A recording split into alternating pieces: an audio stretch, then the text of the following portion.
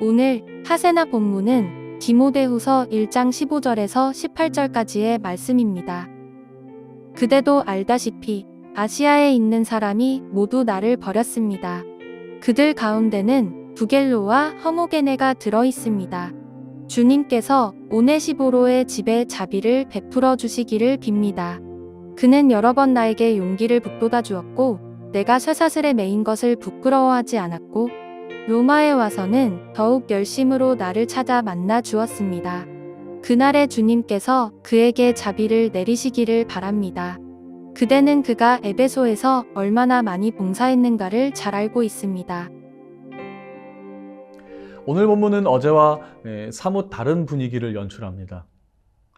어제 본문까지는 우리가 성령의 능력으로 승리할 것을, 우리가 성령의 능력으로 말미암아 지켜야 할 복음을 성공적으로 지킬 수 있음을 기념하기도 하지만 오늘 15절부터는 바울이 겪고 있는 상심에 대해 말하고 있습니다. 바울의 말을 따르면 아시아에 있는 사람이 모두 그를 버렸습니다. 당시 아시아라고 하면 로마 지방의 서부 절반을 망라하는 것이라 이해하면 되지만 아시아의 정확한 경계를 분명히 말하는 것은 사실 쉬운 일은 아닙니다. 물론 그 중에는 미시아, 리디아, 갈라디아 등 여러 지역들도 있기도 하지만 우리가 잘 아는 에베소 또한 아시아의 주요 도시, 수도였습니다. 더불어 바울은 부겔로와 허모게네의 이름까지 거론하면서 그들 또한 자기를 버렸다라고 설명하는데 우리는 사실 이 부겔로라는 사람과 허모게네가 정확히 어떤 인물이었는지 알 방법이 없습니다. 그들은 아마 바울과 가까운 사람들이었으나 그를 떠나게 되어 특별한 고통을 선사한 사람이기 때문에 이름이 거론되는 것일 수도 있고 또 다른 역사 문헌을 살펴보면 허모게네는 구리 그릇 제조자로 그는 위선으로 가득 차서 바울을 사랑하는 것처럼 그에게 아첨했었다라는 기록도 있긴 하지만 더 이상의 설명은 성경에서 따로 하고 있지 않기에 정확하게는 알기 어렵습니다. 아마 이런 이들과 또 바울이 버림받은 이런 상황에 대해서 디모데가 이미 충분히 알고 있었다라고 봤기에 바울은 굳이 더 설명할 필요가 없다고 생각했던 것일지도 모르겠네요. 그러나 이 아시아의 부겔로와 허모게네와 대비되는 인물이 16절에서 다시 등장합니다. 바로 오네시보로입니다. 디모데후서 2장과 4장 19절 외에는 오네시보로에 대해서 알려진 것은 없습니다. 다만 그가 에베소 출신이었음을 우리는 알 수 있으며 17절을 보면 그가 부지런히 바울을 찾아 헤맸다라고 기록하는 것으로 보아 오네시보로와 바울은 상당히 가까운 관계였던 것 같습니다. 실제로 사도행전 후반부에 바울은 공개적인 곳에서 가택연금을 당했었지만 이번에는 아마도 차단되고 먼 지역에 바울이 투옥되었었기에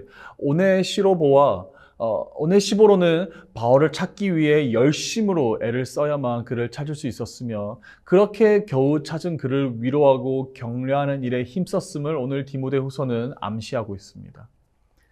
더 나아가 바울은 이 오네시보로가 자기를 부끄러워하지 않았다라고 언급합니다.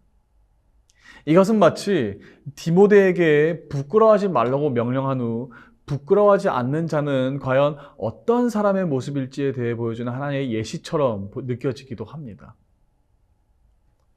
바울과 그가 받들었던 복음을 부끄러워하지 않는 자는 쉽게 복음을 포기하지 않고 끝까지 그것을 찾고 손에 넣기 위하여 힘쓰는 자이며 사슬에 매이는 고난과 역경에 있을지라도 그것을 대수롭게 여기지 않으며 끝까지 품을 수 있는 자의 태도라는 것을 바울은 설명하고 있는 것입니다. 오늘 본문을 보면 결국엔 이 세상에는 두 부류의 사람이 있음을 바울은 말하고 있습니다. 첫 번째는 대다수 많은 사람으로 바울을 미워하고 부끄러워하여 떠난 사람들이었습니다.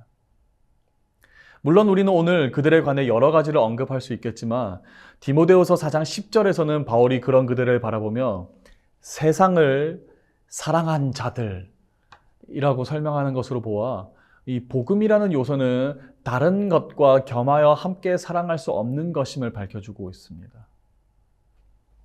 그러나 두 번째는 소수일지라도 끝까지 그를 찾고 헤매는 오네시보로와 같은 사람입니다. 당시 감옥에 꼭꼭 숨겨진 바울을 참기 위해 그 또한 많은 희생을 감수해야 했을 것입니다. 그러나 그는 그런 불합리함과 고난에 흔들리기보다 복음을 가장 값진 보물로 여겨 부끄러워하지 않는 마음으로 바울을 찾아 나섰던 사람이 바로 오네시보로였다고 디모데후서는 이야기하는 것입니다. 이렇게 두 부류의 사람을 소개하며 마무리하는 게 오늘 본문이지만 이 서신을 읽어 내려간 디모데는 어쩌면 아주 강렬한 바울의 보이지 않는 질문을 받지 않았겠습니까? 너는 어떤 사람이 되고 싶으냐? 우리 사랑하는 높은 투푸른께 성도 여러분, 세상의 길을 따르고 세상을 사랑하는 것은 아주 쉬운 일입니다. 왜냐하면 세상을 사랑하면 세상은 아주 빨리 우리를 다시 사랑해 주기 때문에 그 쾌락이 상당하기 때문입니다. 그러나 반드시 기억하십시오. 세상의 사랑은 쾌락으로 가득할 수는 있지만 그만큼 빨리 사라지기 마련입니다. 그러나 하나님의 영광은 그렇지 않으며 복음의 기쁨은 그렇지 않습니다. 어쩌면 지금 당장은 좁은 길과 좁은 문을 지나며 당장은 고난과 그 누구도 알아주지 않는 수치의 길을 걸어야 할 수 있지만 복음이 우리에게 주는 상은 영원하며 썩지 않는 생명임을 기억하시기를 주님의 이름으로 축복합니다. 따라서 일시적인 것을 택하기보단 오네시보로처럼 힘들고 당장의 수치가 있을지라도 영원한 영광과 기쁨을 상으로 얻는 성도님들 되시길 주님의 이름으로 축복합니다. 오늘의 아시전은 우리 교회 차세대를 위해 기도하는 것입니다. 차세대의 모든 아이들이 예배드리는 기쁨이 더욱 깊어지며 믿음의 성장이 계속해서 일어날 수 있기를 축복하며 기도합시다. 오늘의 아시죠? 함께 하시죠.